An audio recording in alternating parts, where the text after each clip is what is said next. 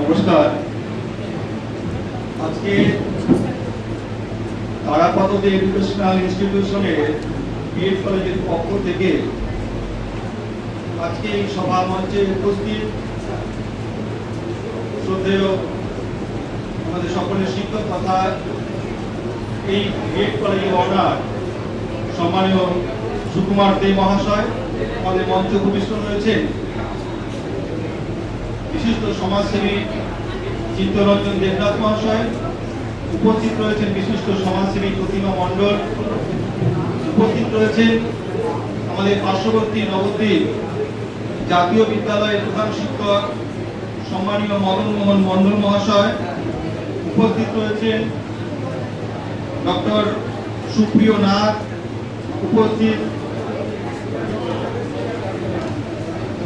Doctor সুপ্রিয় Nath Nabadwip state general হসপিটালের senior medical officer এবং উপস্থিত রয়েছেন বিশিষ্ট সমাজসেবী রক্ষিত প্রামাণিক।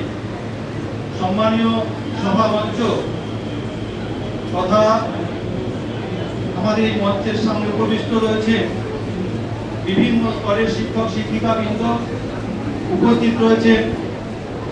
এই বিদ্যালয়ে শিক্ষারত, এই বিএড কলেজে শিক্ষারত ছাত্রছাত্রীবৃন্দ অর্থাৎ ভাবী শিক্ষক শিক্ষিকা এবং উপস্থিত রয়েছেন সেই ভাবী শিক্ষক শিক্ষিকাদের অভিভাবকবৃন্দ এবং আজকের এই সামাজিক প্রকল্প তথা ব্লাড ডোনেশন ক্যাম্প, এই ক্যাম্পে আগত মেডিকেল টিম তথা সমস্ত আগত অতিথিবৃন্দকে আমাদের পক্ষ থেকে জানাই আন্তরিক শ্রদ্ধা এবং অভিনন্দন। আপনারা ইতিমধ্যে আমাদের যে প্রারম্ভিক যে কর্মসূচি রয়েছে সেই ছুটির মাধ্যমে আপনারা অবগত হয়েছে যে মূলত শ্যামাপ্রসাদ মুখোপাধ্যায়ের স্মৃতি কক্ষকালকে কেন্দ্র করে আজকের এই দিনে ঠিক শ্যামাপ্রসাদ মুখোপাধ্যায়ের জন্মদিনের ঠিক আগের দিন অর্থাৎ 5ই জুলাই একটি সামাজিক অনুষ্ঠান এবং সামাজিক প্রকল্প গ্রহণ করা হয়েছে।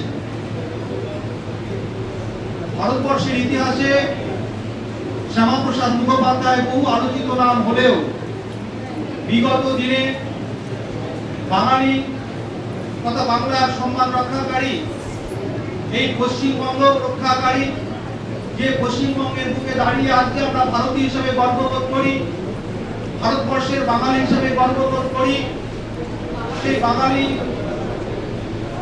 জাতীয় যে আমাদের সম্মান, সেই সম্মান বোধ করি, যার একনিষ্ঠ আন্দোলনের ফলে সেই শ্যামাপ্রসাদ মুখোপাধ্যায়ের স্মৃতি কক্ষকাল উপলক্ষে আজকে আমাদের অনুষ্ঠান। তাই শ্যামাপ্রসাদ সহ স্বামী বিবেকানন্দ চিন্তাধারা নিয়ে সমস্ত ক্ষেত্রে তাদের প্রতি শ্রদ্ধা বিনম্র শ্রদ্ধা নিবেদন করে আমি আমার সংক্ষিপ্ত বক্তব্য রাখবো। আপনারা সকলেই জানেন যে পরাধীন ভারতবর্ষ, সেই পরাধীন ভারতবর্ষকে স্বাধীন করবার জন্য যে সকল মহান বীর বিপ্লবীরা তাদের নিজেদের আত্মবলিদান দিয়েছিলেন, সেই আত্মবলিদানের মধ্য দিয়ে একসময় ভারতবর্ষ স্বাধীনতা লাভ করেছিল। সেই স্বাধীনতা লাভের প্রাক্কালে ভারতবর্ষ বিজাতি তত্ত্বের ভিত্তিতে দ্বিখণ্ডিত হতে চলেছিল। সেই দ্বিখণ্ডিত হওয়ার সময় আমরা দেখেছিলাম ভারতবর্ষকে ভাগ করে ভারতবর্ষের একটি অংশ পশ্চিম দিকে অর্থাৎ বর্তমান যে পাকিস্তান রয়েছে সেই পাকিস্তান এবং ভারতবর্ষের পূর্ব দিকে বর্তমানে যে বাংলাদেশ রয়েছে সেই বাংলাদেশ, এই দুটি একত্রে পাকিস্তান নামক দেশ গঠিত হতে চলেছিল। কিন্তু তার পূর্ববর্তী সময়ে ঠিক স্বাধীনতা লাভের প্রাক্কালে আমরা দেখেছিলাম যে 1946 সালে শুধুমাত্র ধর্মীয় উন্মাদনার কারণে, সাম্প্রদায়িকতার কারণে তৎকালীন অখণ্ড ভারতবর্ষে নোয়াখালী জেলায় এক নৃশংস সাম্প্রদায়িক দাঙ্গা সংঘটিত হয়। নৃশংস দাঙ্গা সংঘটিত হয় পশ্চিমবঙ্গের বর্তমান কলকাতা শহরে অর্থাৎ ভারতবর্ষের এই বাংলায়। তখন ধর্মীয় এত উন্মাদনা মাথা যারা দিয়েছিল যে সাম্প্রদায়িক বিভাজন অবশ্যম্ভাবী হয়ে পড়েছিল।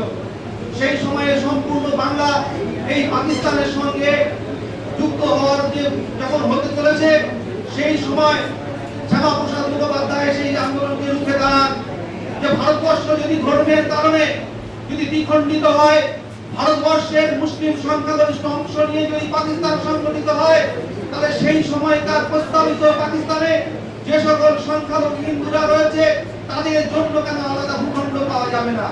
সেই জন্য তিনি আন্দোলন করলেন। বর্তমানে ভারতবর্ষের পশ্চিমবঙ্গে তারকেশ্বরের জায়গায় তৎকালীন বাংলা আইনসভাতে তিনি জোরালো কণ্ঠে তার প্রতিবাদ জানালেন এবং সেই প্রতিবাদ জানানোর ফলস্বরূপ সেখানে প্রস্তাব পাস হলো যে ভারতের বাংলাকে দ্বিখণ্ডিত করে যে অংশে মুসলিম অধ্যুষিত আছে সেই অংশটা চলে যাবে পাকিস্তানের সঙ্গে, আর হিন্দু অধ্যুষিত অংশ যেটা বাংলার পশ্চিম দিকে অবস্থিত সেটা ভারতবর্ষের মধ্যে সংযুক্ত হয়ে পশ্চিমবঙ্গ নামে সেটা আলাদাভাবে যুক্ত হবে। সেই প্রস্তাব পাস হওয়ার পর তৎকালীন ব্রিটিশ সরকার বাধ্য হয়েছিল এই বাংলাকে ভাগ করে বাংলার সঙ্গে যুক্ত করতে, যে অংশের নাম হয়েছিল পশ্চিমবঙ্গ। তাই আজকে আমরা পশ্চিমবঙ্গে অবস্থান করতে পারছি। ভারতবর্ষের গর্বিত বাঙালি হিসাবে আমরা ভারতীয় হিসাবে গর্ববোধ করছি। যে সকল বাঙালি মনীষী এই বাংলায় জন্মগ্রহণ করেছেন, যে সকল মহান বীর বিপ্লবী জন্মগ্রহণ করেছেন, আমরা প্রথমে যার সঙ্গীত দিয়ে আমরা আমাদের কর্মসূচি সূচনা করলাম সেই বন্দে মাতরম ধ্বনি যা রচনা বঙ্কিমচন্দ্র চট্টোপাধ্যায়, আমাদের জাতীয় সঙ্গীত যা রচনা সেই রবীন্দ্রনাথ ঠাকুর থেকে শুরু করে যার আদর্শে বাংলা তথা ভারতবর্ষ পরিচালিত হয় সেই স্বামী বিবেকানন্দ এবং আরো যে সকল বাঙালি মনীষীরা ছিলেন বিদ্যাসাগর থেকে শুরু করে রামমোহন রায়, সকলের সাথে তার নাম উচ্চারিত হওয়ার কথা, তার নাম সমাজসেবক বিষয়। বিগত দিনে স্বাধীনতা উত্তর অন্তত ৭৫ বছর অতিক্রান্ত হওয়ার পরেও ডক্টর শ্যামাপ্রসাদ মুখোপাধ্যায় সম্পর্কে আমরা তার তত্ত্ব সম্পর্কে সেভাবে অবগত নই, যে কারণে বাংলার বুকে এই পশ্চিমবঙ্গ সৃষ্টির যে ইতিহাস সেই সৃষ্টির ইতিহাস এখনো লুকানো রয়েছে। আমরা অত্যন্ত গর্ববোধ করতে পারি আজকে পশ্চিমবঙ্গে যে সরকারটা সংগঠিত হয়েছে সেই সরকারের উদ্যোগে আজকে সারা বাংলা ব্যাপী এই শ্যামাপ্রসাদ পক্ষকাল চলছে। আপনারা সকলেই জানেন স্বাধীনতা উত্তর ভারতবর্ষে যখন এই কাশ্মীর ভারতবর্ষের সঙ্গে যুক্ত হয়, কাশ্মীর ভারতবর্ষের সঙ্গে যুক্ত হওয়ার সময়তে যে শর্তে তারা ভারতবর্ষের সঙ্গে যুক্ত হয়েছিল সেই যুক্ত হওয়ার ক্ষেত্রে এই শ্যামাপ্রসাদ মুখোপাধ্যায় তীব্র প্রতিবাদ করেছিলেন। আমরা তখন কাশ্মীরে যদি কোনো ভারতীয় নাগরিক কাশ্মীরে যদি প্রবেশ করতে চাইতো তাহলে আলাদা করে পাসপোর্ট তাদেরকে পাসপোর্ট দিতে হতো। কাশ্মীরের সরকার যদি সেটাকে অনুমোদন করতেন তবে ভারতবর্ষের নাগরিকরা এই কাশ্মীরে তারা প্রবেশ করতে পারত। শুধু তাই নয়, ভারতবর্ষে একটি অবিচ্ছেদ্য অঙ্গ হওয়া সত্ত্বেও কাশ্মীরে ভারতবাসীদের সাধারণভাবে সেখানে বসবাস করার সুযোগ ছিল না। ভারতবর্ষের একজন সাধারণ নাগরিক হিসাবে কাশ্মীরে কোথাও কোনো জায়গা তারা কিনতে পারত না, সেখানে বসবাস করতে পারত না। এমনকি কাশ্মীরের সেই সময়টাতে আলাদা করে তারা তাদের সংবিধান পরিচালিত হতো। কাশ্মীরে তারা আলাদা করে তাদের জাতীয় পতাকা ছিল। এই আলাদা করে জাতীয় পতাকা, আলাদা সংবিধান এবং ভারতবর্ষ থেকে আলাদা করে পাসপোর্ট এর তীব্র প্রতিবাদ করে শ্যামাপ্রসাদ মুখোপাধ্যায় আন্দোলন সংগঠিত করেন এবং ভারতবর্ষের যে আন্দোলনের ফলে তিনি কাশ্মীরে বিনা পাসপোর্টে প্রবেশ করার জন্য এবং এক সংবিধান চালু করার জন্য নেহরু সেই সময়কার মন্ত্রিসভার সদস্য হওয়া সত্ত্বেও তিনি আন্দোলন সংগঠিত করেন। আপনারা সকলেই জানেন যে আন্দোলন সংগঠিত করার ফলে শ্যামাপ্রসাদ মুখোপাধ্যায় যখন বিনা অনুমতিতে কাশ্মীরে প্রবেশ করে তখন কাশ্মীরের পুলিশ তাকে গ্রেফতার করে শ্রীনগরে অবৈধভাবে অন্যায়ভাবে তাকে আটকে রাখা হয় এবং শারীরিক অসুস্থতা থাকা সত্ত্বেও তাকে ঠিক মতো চিকিৎসাটা দেওয়া হয় না। সে আলাদা সংবিধান, আলাদা নিশান এবং ভারতবর্ষের সঙ্গে যে সকল বিদেশি হিসাবে পাসপোর্টের যে ব্যবস্থাপনা ছিল সমস্তটাই আজকে কিন্তু সেখান থেকে তুলে দিতে সক্ষম হয়েছে। তাই যে সফলতা আজকে আমরা পাচ্ছি তার শুভ সূচনা করেছিলেন এই শ্যামাপ্রসাদ মুখোপাধ্যায়। তাই শ্যামাপ্রসাদ মুখোপাধ্যায়কে আমরা যদি ভুলে থাকি এর চাইতে বাঙালির আর হয় বাঙালির পক্ষে অপমাননা করা আর কিছু হতে পারে না। তাই শ্যামাপ্রসাদ মুখোপাধ্যায়কে আমাদেরকে স্মরণ করতে হবে। যেভাবে আমরা বঙ্কিমচন্দ্র চট্টোপাধ্যায় বন্দে মাতরম সঙ্গীতের মধ্য দিয়ে, যেভাবে আমরা রবীন্দ্রনাথের জাতীয় সঙ্গীতের মধ্য দিয়ে এবং প্রাতঃস্মরণীয় হিসাবে বিদ্যাসাগর বিবেকানন্দকে স্মরণ করে থাকি, শ্যামাপ্রসাদ স্বাভাবিক মানুষ যদি আমরা যদি রক্ত দিই তাহলে সেই রক্তের বিনিময়ে হয়তো একজন মনুষ্য মানুষ দেখে উঠতে পারে। তাই এই তারাপদ মেমোরিয়াল যে এডুকেশনাল ইনস্টিটিউশন আছে সেই ইনস্টিটিউশনের পক্ষ থেকে যে উদ্যোগ গ্রহণ করা হয়েছে আমাদের পক্ষ থেকে তাকে সাধুবাদ জানাই এবং অভিনন্দন জানাই এবং আগামী দিনে এই ইনস্টিটিউশনের পক্ষ থেকে আরো অনেক মহতী অনুষ্ঠান এই অনুষ্ঠানের মধ্য দিয়ে আমরা অনুপ্রাণিত এবং সমৃদ্ধ হব।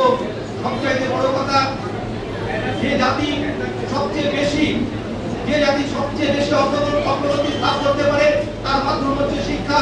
সেই শিক্ষার সাথে অঙ্গাঙ্গিভাবে ইনস্টিটিউশন যুক্ত। তাই